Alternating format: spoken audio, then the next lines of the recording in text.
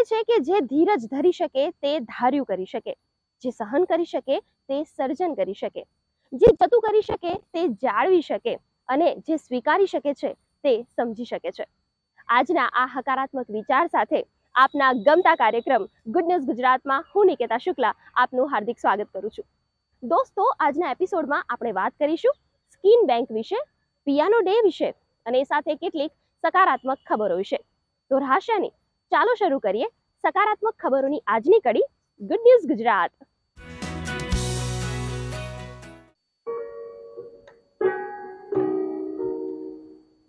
બ્રિટિશરો દ્વારા ભારતમાં લાવવામાં આવેલ અને ભારતીય સિનેમામાં જેને વૈભવનું પ્રતીક બતાવવામાં આવે છે તેવો પિયાનો એટલે વાજિંત્રોનો રાજા. 28મી માર્ચને વર્લ્ડ પિયાનો ડે તરીકે ઉજવવામાં આવે છે. ત્યારે આજે જોઈશું આ યુરોપિયન વાજિંત્રની ભારતીય સફર.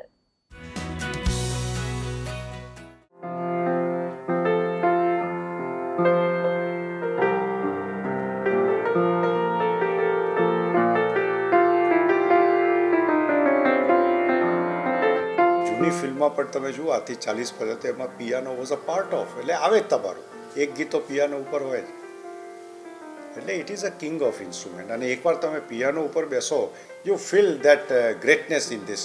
હું એન્કરેજ કરું છું કે આઈ થિંક દરેકના ઘરમાં instead of spending more money on the car, it is better કે you should have one acoustic piano in the home. Playing piano is like meditation. આજે હું અડધો કલાક બેસું, ઘણી વાર રજાનો દિવસ હોય તો કલાક બી બેસ્યું, ક્યાં જતો રહે, અને એક કલાક છે ને it is a meditation. You are so much focused on this, એટલે તમારી બીજી બધી વસ્તુમાંથી તમે પર થઈ જાઓ. ભારતીય સિનેમાના શરૂઆતના દાયકાઓમાં પિયાનોની ભૂમિકા મહત્વની રહી. વર્ષ 1950માં બાબુલ નામની હિન્દી ફિલ્મમાં પ્રથમ વખત પિયાનોને એક ગીતમાં દર્શાવવામાં આવ્યું. मिलते ही आंखें दिल हुआ दीवाना किसी का. भव्यता के कारण उसको दिखाया जाता था.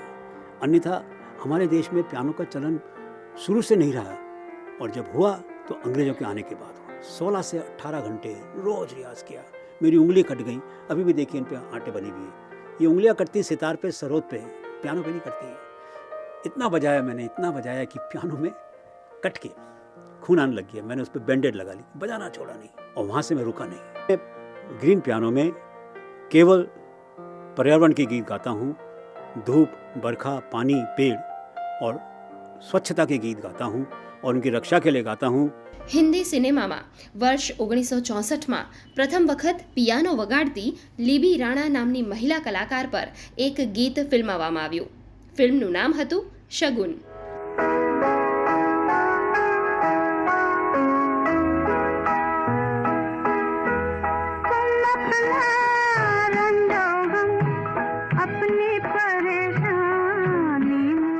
સત્તરમી સદીમાં બાર્ટોલોમ્યો ક્રિસ્ટોફરી નામના એક ઇટાલિયન વ્યક્તિએ વિશ્વનો પહેલો પિયાનો બનાવ્યો હતો, જેને ન્યૂયોર્ક સિટીના મેટ્રોપોલિટન મ્યુઝિયમ ઓફ આર્ટમાં અત્યારે સંગ્રહી રાખવામાં આવેલો છે.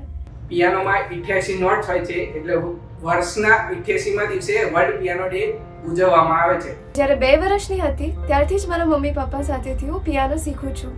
અત્યારે હું જ્યારે 16 વર્ષની છું ત્યારે મારા પાપા સાથે હું બધાને પિયાનો શીખવાડું છું. પિયાનો વગાડવું મારા માટે ખૂબ જ ચેલેન્જિંગ કામ હતું, પણ એ ચેલેન્જને સ્વીકાર કરીને હું છેલ્લા 3 વર્ષથી પિયાનો શીખી રહ્યો છું. હું દિવસના 2 થી 3 કલાક પિયાનો વગાડું છું અને હવે તો મને પિયાનો વગાડવું એટલું ગમે છે કે પિયાનો મારા માટે બને છે અને હું પિયાનો માટે બને છું. હું આ રેસ્ટોરન્ટમાં છેલ્લા 4 વર્ષથી પિયાનો વગાડી રહ્યો છું. પિયાનો માટે મેં મારું મેડિકલની સ્ટડી છોડી દીધું છે. જ્યારે બી હું સવારનો થાકેલો હોઉં અને હું અહીંયા આવીને પિયાનો વગાડું છું ત્યારે હું પોતે સૂઈ ગયો હોય પણ મારું વગાડવાનું પ્લેઇંગ ચાલુ રહે છે. આ રેસ્ટોરન્ટમાં આવતા ગેસ્ટ તરફથી મને જૂના નવા બધા ગીતો વગાડવાની ફરમાઈશ આવતી હોય છે, પરંતુ આશ્ચર્યની વાત એ છે કે યંગ લોકો તરફથી જૂના ગીતોની ફરમાઈશ વધારે આવતી હોય છે. હાર્મોનિયમ એક ભારતીય વાજિંત્ર છે, જ્યારે પિયાનો એક યુરોપિયન ઇન્સ્ટ્રુમેન્ટ છે. હાર્મોનિયમમાં હવા ભરાઈને અવાજ નીકળે છે, જ્યારે પિયાનોમાં 220 સ્ટ્રિંગ્સ હિટ થયા પછી અવાજ નીકળે છે. સમય જતાં ભારતીય ફિલ્મોમાં પિયાનોને પારિવારિક યાદોના તાંતણે જોડાયેલ મહત્વપૂર્ણ સાધન બતાવવામાં આવ્યું. બોલિવૂડ સિનેમાના રોમેન્ટિક યુગના પ્રારંભમાં પણ રાજ રહ્યું પિયાનોનું.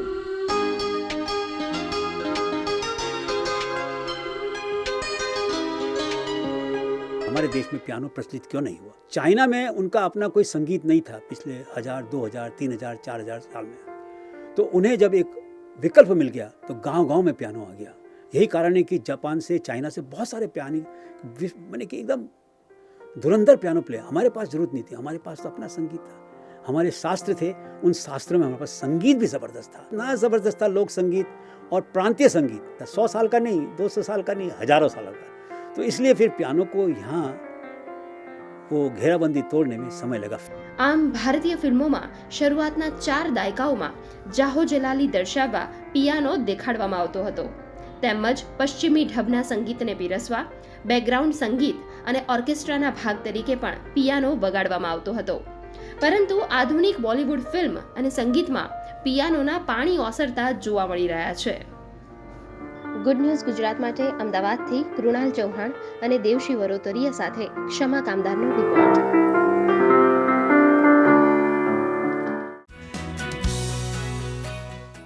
નાટક જોવું હોય તો ક્યાં જશો? હોલમાં, એમ્ફી થિયેટરમાં કે ઓડિટોરિયમમાં? એ સિવાય બીજે ક્યાંય નાટક ભજવાતા જોયું છે? હવે જો હું એમ કહું કે આ બધી બિલ્ડિંગ ઊભી છે પણ તે ભારતીય શૈલી નથી, તો ભારતીય નાટ્યની ઇમારત કેવી હશે? 27મી માર્ચને વર્લ્ડ થિયેટર ડે તરીકે ઉજવવામાં આવે છે. આ પ્રસંગે આજે જાણીશું ભારતીય નાટ્ય ગૃહ વિશે કે જેઓ 2000 વર્ષ જૂની પરંપરા છે. આમ ગણાય છે કે 4500 વર્ષ પહેલા પહેલી રંગભૂમિ ગુજરાતમાં ધોળાવીરામાં હતી. ધોળાવીરાનું જ્યારે એક્સકેવેશન થયું અને આખી સિવિલાઇઝેશન આખું આપણને મળ્યું છે, એ સિવિલાઇઝેશનમાં એક પરફોર્મન્સ સ્પેસ મળ્યો. એક કેવો પરફોર્મ, એક લાંબો પટ્ટો છે, લગભગ 200 ફૂટ લંબાઈ ને પહોળાઈ વાળો એક પટ્ટો છે. એટલે એક ચાડી ફૂકે છે કે theatre existed even then 4500 years ago. આમ તો હ્યુમેનિટીને ચાલ્યું જ નથી થિયેટર વગર. આ સિવાય સ્વર્ગસ્થ હસમુખભાઈ બારાડીના રિસર્ચ મુજબ ગુજરાતમાંથી ગુફા થિયેટરના પણ અવશેષો મળેલા છે. આ ઉપરાંત ભારતના પોતાના કહી શકાય તેવા થિયેટર સ્ટ્રક્ચર્સ પણ નાટ્યશાસ્ત્રમાં ઉલ્લેખાયેલા છે. મારા ગુરુ ગોવર્ધન પાંચાલ જે NSDના પ્રોફેસર પણ હતા થિયેટર આર્કિટેક્ચરના, અને મેં એમને થિયેટર આર્કિટેક્ચરના અભ્યાસ દરમિયાન મારા પણ મેં થીસીસમાં ગાઈડ તરીકે રાખેલા. એમની સાથે ખૂબ ચર્ચા થતી કે આપણે આયાત કર્યા છે એમ્ફી થિયેટર અને પ્રોસિનિયમ થિયેટર, પણ મૂળે જેમ મેં ધોળાવીરાની વાત કરી તે મૂળે સંસ્કૃત નાટકનો ઉદ્ભવ આપણે ત્યાં થયો. સંસ્કૃત નાટક ના કહીએ તો પણ એને ક્લાસિકલ થિયેટર ટ્રેડિશન કહીએ. ભારતીય ક્લાસિકલ નાટકના મૂળમાં રહેલ છે ભરત મુનિ રચિત નાટ્યશાસ્ત્ર.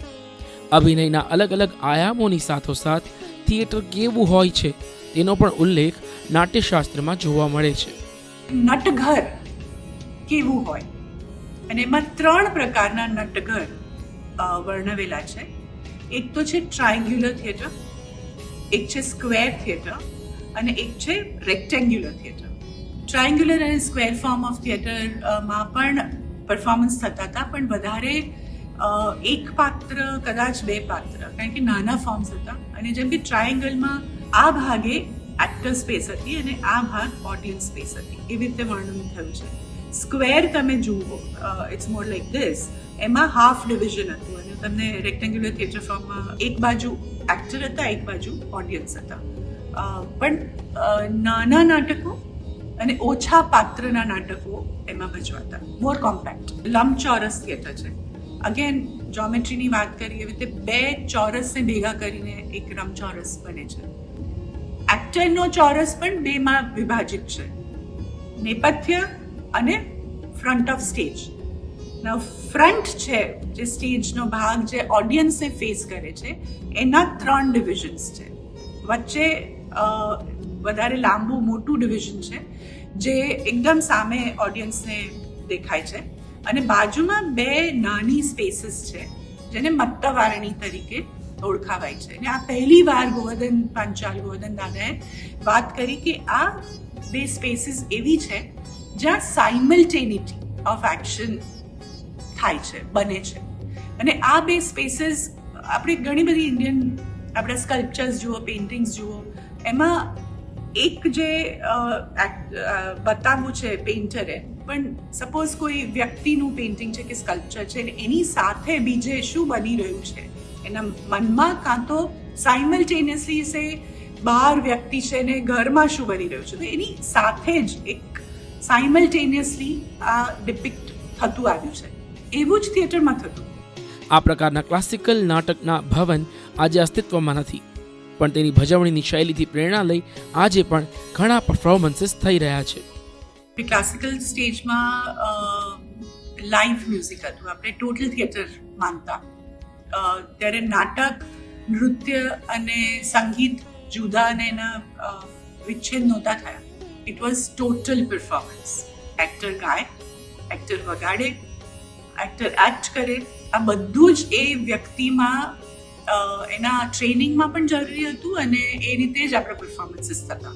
એટલે ઇવન આર્કિટેક્ચરમાં પણ તમે જોશો કે આપણે ઓર્કેસ્ટ્રા કહીએ એટલે મ્યુઝિશિયન્સ બેસવાની જગ્યા એ ડિફાઇન્ડ છે, એને મંડપ આપેલો છે, એને વધારે, અને એ એક્ટરની પાછળ બેસે.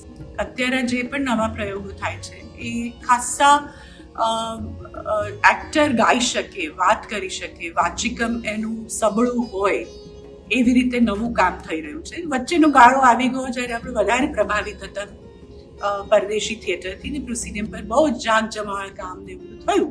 જવનિકા જેને કહે છે, એક કર્ટન લઈને જ્યારે નવું કેરેક્ટર એન્ટર થાય ત્યારે એક પડદાની પાછળ કેરેક્ટર આવે અને પછી પડદો લોઅર થઈ જાય અથવા નીકળી જાય અને ત્યારે કેરેક્ટર રિવીલ થાય કે આ કોણ છે.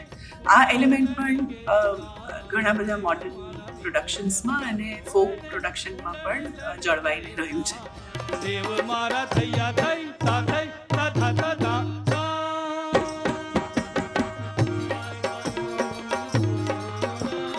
ભારતીય પ્રશિષ્ટ સંસ્કૃત રંગભૂમિ અને પરંપરિત મંચકલાઓમાંથી જ ભારતીય નાટક જન્મશે. અમદાવાદથી ગુડ ન્યૂઝ ગુજરાત માટે હર્ષદીપસિંહ જાડેજાનો રિપોર્ટ. દોસ્તો, બેંકનું નામ દઈએ એટલે રૂપિયાની લેવડ દેવડ કરતી બેંકનો જ આપણને વિચાર આવે, પણ તેનાથી આગળ વધીએ તો બ્લડ બેંક કે ટિશ્યુ બેંક હોઈ શકે. પણ હું આજે વાત કરવાની છું સ્કિન બેંક વિશે. જી હા દોસ્તો, આ સાંભળીને તમે આશ્ચર્યમાં જરૂર મુકાઈ જશો, પણ અમદાવાદની સિવિલ હોસ્પિટલ ખાતે શરૂ કરવામાં આવી છે સ્કિન બેંક, જે દાઝી ગયેલા દર્દીઓ માટે કે ઈજા પામેલા દર્દીઓ માટે આશીર્વાદરૂપ સાબિત થઈ રહી છે. દોસ્તો, આપણે જાણીએ છીએ કે અંગદાન એક મહાદાન છે, પરંતુ તમે ક્યારેય ચામડી અથવા ત્વચાના દાન વિશે સાંભળ્યું છે? અમદાવાદમાં સિવિલ હોસ્પિટલમાં ખુલી છે સ્કિન બેંક, જ્યાં મૃત્યુ પછી દાન કરેલી ચામડી રાખવામાં આવશે. જ્યારે કોઈ વ્યક્તિ પ્લેજ લે, એટલે કે એવું સંમતિપત્ર ભરે કે મૃત્યુ બાદ મારી ચામડીનું દાન કરવા માટે હું સહમત છું, તો તેમના મૃત્યુ બાદ તેમના સગાવાલાઓ અમને જાણ કરે તો અમે 6 કલાકની અંદર એમને સ્કિન લેવામાં આવે છે. જે ખૂબ વધારે પ્રમાણમાં દાઝ્યા હોય અથવા એમના શરીરનો ઘણો બધો હિસ્સો જેની સ્કિન નીકળી ગઈ હોય, ડિગ્લોઈંગ ઇન્જરી જેને અમે કહેતા હોય છે, કે જે આપણે જોઈએ છે કે રોજબરોજ રોડ ટ્રાફિક એક્સિડન્ટના કેસીસ ખૂબ વધારે આવતા હોય છે, અને એમાં ઘણી બધી વખતે શરીરની ઘણી બધી ચામડીનો હિસ્સો ઘસાઈ જતો હોય છે, ખરાબ થઈ જતો હોય છે, નીકળી જતો હોય છે. અને સાથે સાથે plastic department, burns and plastic department, ત્યાં ખૂબ જ માત્રામાં દર્દીઓ આવતા હોય છે દાઝેલી પરિસ્થિતિમાં. અંદાજિત જોવા જઈશું તો 400 જેવા દર્દીઓ આવા દાખલ થતા હોય છે. 200 દર્દીઓ બીજા એવા હશે કે જેને ક્યાંકના ક્યાંક સ્કિનની જરૂર હોય છે. તો આવા વધારે પડતી માત્રામાં દાઝેલા વ્યક્તિ અને શરીર પરથી જતી રહેલી ચામડીવાળા રોડ ટ્રાફિક એક્સિડન્ટના લોકોને સ્કિનની જરૂર પડતી હોય છે. આ સ્કિન બેંક કામ કેવી રીતે કરશે કે કેવી રીતે ચામડીનો ઉપયોગ જરૂરિયાતમંદ લોકો માટે કરવામાં આવશે? સ્કિન લઈને એની સાથે થોડું બ્લડનો સેમ્પલ પણ લેવામાં આવે છે ને અહીંયા અમે સ્કિન બેંકમાં લઈ આવી છીએ.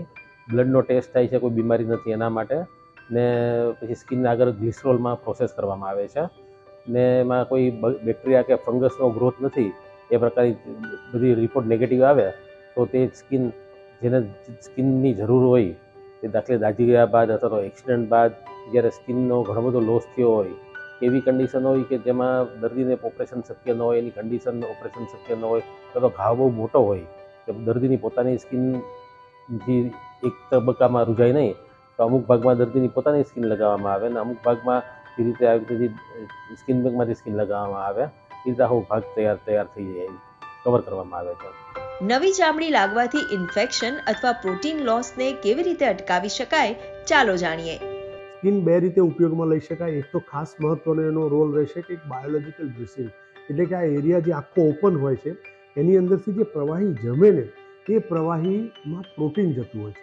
એટલે શરીરની જે રોગ પ્રતિકારક શક્તિમાં જે સૌથી મહત્વનું જે કોમ્પોનન્ટ છે, બોડીમાંથી પ્રોટીન લોસ થાય એટલે એ પેશન્ટની શક્તિ પણ થોડી ઓછી થતી હોય છે. એટલે આપણે ઉપર સ્કિન લગાવવાથી એ પ્રોટીન લોસને અટકાવી શકશું. અને બીજો સૌથી અગત્યનો વસ્તુ રહેશે કે આવા લોકોને આપણે ઇન્ફેક્શન થતાં અટકાવી શકશું. એટલે એને આપણે બાયોलॉजिकल ड्रेसिंग तरीके જોઈ શકીએ. मेरे पति का नाम अनिल शिवराम चौहान, वो उनको करंट लगा था, तो इसलिए मतलब पैरों में, छाती पे, हाथों पे पूरे जल गए हैं. अगर ब्लड मतलब स्किन बैंक से मेरे हस्बैंड को चमड़ी मिलती है तो जल्दी से ठीक हो जाएंगे. આ પરમાનન્ટ તો સ્કિન કોઈને લાગે નહીં કે રહીએ નહીં, ધીરે ધીરે કરતાં તે નીકળી જાય છે. પણ આ સ્કિન લગાવી તો ઘા ઢંકાઈ જાય છે, એટલે એમાંથી પ્રોટીન લોસ અટકે છે, એમાં ઇન્ફેક્શન આવવાની ચાન્સીસ ઘટી જાય છે, પેઇન ઓછું થાય છે ને ઘા પેલો તૈયાર થાય છે ને વૃદ્ધિ પ્રક્રિયા પણ ઝડપી બને છે. અંગદાનની જેમ ચામડીનું દાન પણ આવનારા સમયમાં લોકો માટે આશીર્વાદરૂપ સાબિત થશે. ગુડ ન્યૂઝ ગુજરાત માટે લક્ષ્મણ રાજપૂત સાથે સુમન બોરાણાનો રિપોર્ટ. આપણા વડીલો તરફથી આપણે વારંવાર એક કહેવત સાંભળતા આવ્યા છીએ, કચરામાંથી કંચન. આ ઉક્તિને સાર્થક કરી બતાવી છે અમદાવાદની પંક્તિ પાંડેએ. સસ્ટેનેબિલિટી એટલે કે ટકાઉ જીવન અને પર્યાવરણ સંરક્ષણ માટેના તેમના સતત પ્રયાસોને કારણે દિલ્હીના ભારત મંડપમ ખાતે પ્રધાનમંત્રી નરેન્દ્ર મોદી તરફથી તેમને નેશનલ ક્રિએટર્સ એવોર્ડ એનાયત કરવામાં આવ્યો છે. ત્યારે જાણીએ તેમના આ અનોખા પ્રયાસોને.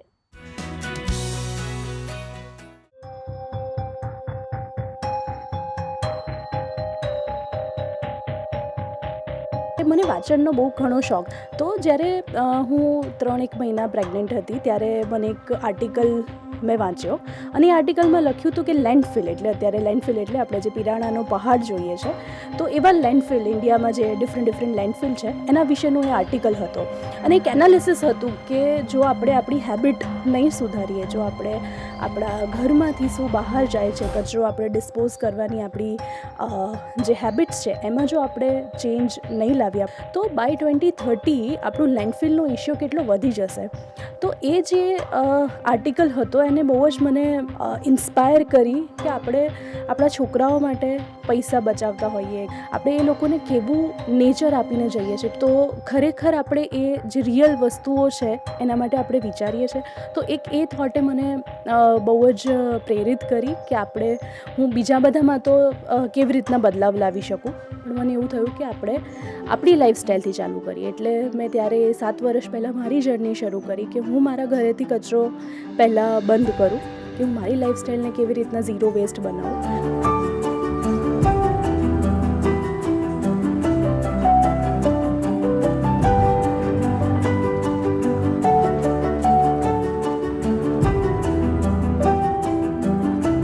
કોવિડ દરમિયાન મને ટાઈમ મળ્યો કે હું થોડું સોશિયલ મીડિયા જોઉં કેવી રીતના, કેમ કે બધા આપણે ઘરે હતા.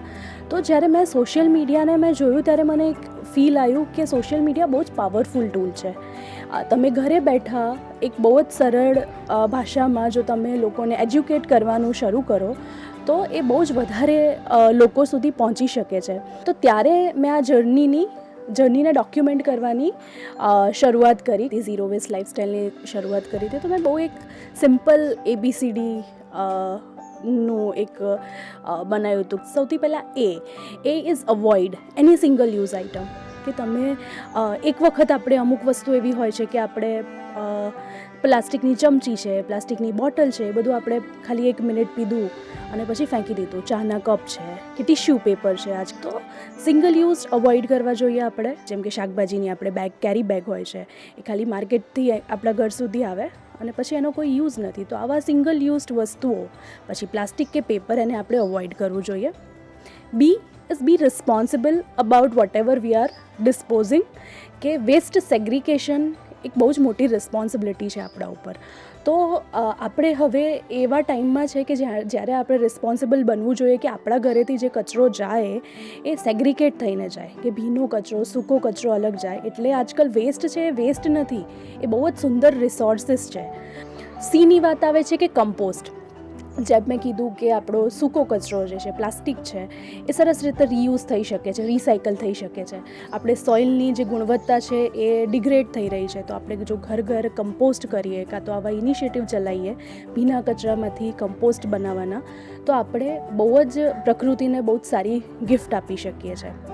દેન ડી ઇઝ ડિસ્કશન, કે હવે આપણી પાસે એવો ટાઈમ નથી કે આપણે ઇનિશિયેટિવ ખાલી આપણા તરફ રાખીએ. It is the high time કે આ આપણે આપણા ડિસ્કશનનો પાર્ટ બનાવીએ.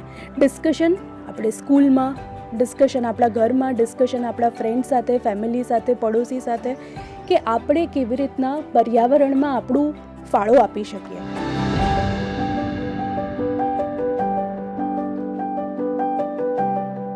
જનરલી લોકોને મિસકન્સેપ્શન એવું હોય છે કે આ બધું કરવામાં ટાઈમ બહુ લાગે.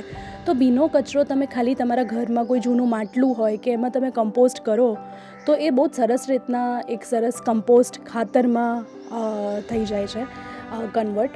તો કમ્પોસ્ટિંગ હું મારી ડેલી લાઈફમાં એને કમ્પોસ્ટ કરું છું. મારા ઘરમાંથી જે કિચન વેસ્ટ હોય છે એ ક્યારેય ડસ્ટબિનમાં કે ક્યારેય કશે બહાર જતો નથી. હું એને બહુ જ સુંદર ખાતરમાં કન્વર્ટ કરું છું. પછી છે કે હું ટોક્સિક ક્લીનર્સ નથી વાપરતી. મારા ઘરમાં જે પીલ્સ, ઓરેન્જ પીલ્સ કે પાઇનેપલ પીલ્સ કે એ બધી વસ્તુઓ ભેગી થાય, લીંબુના છિલકા ને એ બધું, એનાથી આઈ મેક ક્લીનર્સ, જેને કહેવાય છે બાયો એન્ઝાઇમ. તો આ બે વસ્તુને ફોલો કરી અને મારા ઘરમાંથી ઘણો બધો વેસ્ટ, કેમ કે ક્લીનર્સમાંથી પણ બહુ બધો વેસ્ટ તમારો પ્લાસ્ટિકના ડબ્બા અને બોટલ્સ ને બધું આવતું હોય છે મંથલી ઘરમાં. તો એ બંને વસ્તુઓમાંથી હું એને વેસ્ટમાંથી બેસ્ટ પણ બનાવું છું અને ઘણી બધા બેનિફિટ ઇકોનોમિકલી, એન્વાયરમેન્ટલી પણ તમને મળે છે.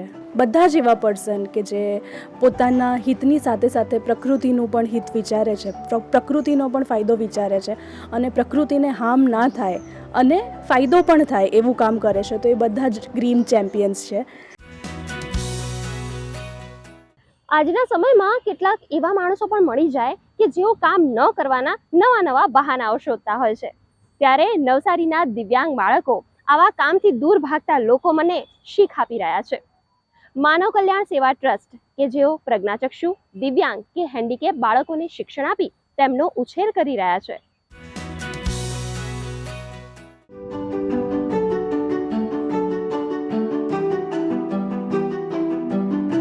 આ સંસ્થાની સ્થાપના 1970માં કરવામાં આવી અને મારા પિતાશ્રીનું અકાળ અવસાન કાશ્મીરમાં થવાથી મારા કાકા શ્રી મહેશભાઈ કોઠારીએ આ સંસ્થાની સ્થાપના કરી. ખાલી 8 મુકબધિર છોકરાઓથી સંસ્થાની સ્થાપના કરી. અત્યારે અમારે 4 કેટેગરીમાં ચાલે છે. એક મુકબધિરમાં ચાલે છે, બીજું મેન્ટલી ચેલેન્જ છોકરાઓ છે, રિહેબિલિટી સેન્ટર છે અને ડાંગ ખાતે એક સ્કૂલ છે, એમાં બ્લાઇન્ડ અને ફિઝિકલી હેન્ડીકેપ છોકરાઓ છે. ઓલ ટુગેધર 700 બાળકો છે અને 150નો સ્ટાફ છે અમારે ત્યાં. અને અહીંયા એ લોકોને એજ્યુકેશનની સાથે રિહેબિલિટી સેન્ટર ટ્રેનિંગ બી આપવામાં આવે છે કે જેનાથી એ લોકો ભણીને પગભર થઈ શકે. આ મારા પપ્પાશ્રીને આવો બધો શોખ વધારે હતો કે ભાઈ આવા દિવ્યાંગોની સેવા કરવી, તો એમાંથી પ્રેરણા લઈને મારા કાકાએ આ સંસ્થા 8 છોકરાથી ચાલુ કરી.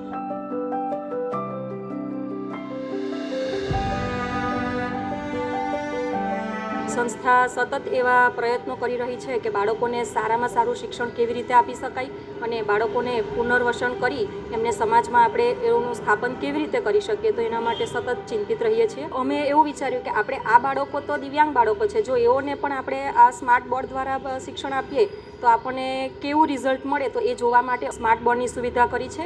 અમને એના દ્વારા સારામાં સારું ઘણું સારું રિઝલ્ટ મળ્યું છે. મૂકબધિર બાળકોની જો આપણે વાત કરીએ તો એ બાળકોને જ્યારે વિઝ્યુઅલ ઇનપુટ વધારે મળે છે તો એનું રિઝલ્ટ આપણને સારું મળે છે, એ અમને એમાં જણાયું છે. વિજ્ઞાન વિષયમાં જ્યારે મારે હૃદયની વાત કરવાની હોય, આંખોની રચનાની વાત કરવાની હોય, તો સ્માર્ટ બોર્ડમાં એઓને 3Dમાં જો અમે આ બતાવીએ કે હૃદય કેવી રીતે કાર્ય કરે છે, આંખ કેવી રીતે કાર્ય કરે છે, તો બાળકોને ખરેખર ખબર પડશે. આ બાળકો સાંભળી નથી શકતા, એટલે આ બાળકો પાસે ભાષા ભંડોળ ખૂબ ઓછું છે, એટલે એ માટે અમારું એ ચેલેન્જ સૌથી વધારે મોટી ચેલેન્જ છે અમારા માટે કે આ બાળકોને લખવા વાંચવા કરતાં સ્કિલ્સને લગતા જો કાર્યો હોય તો આ બાળકો વધારે સારી રીતે કરી શકે છે.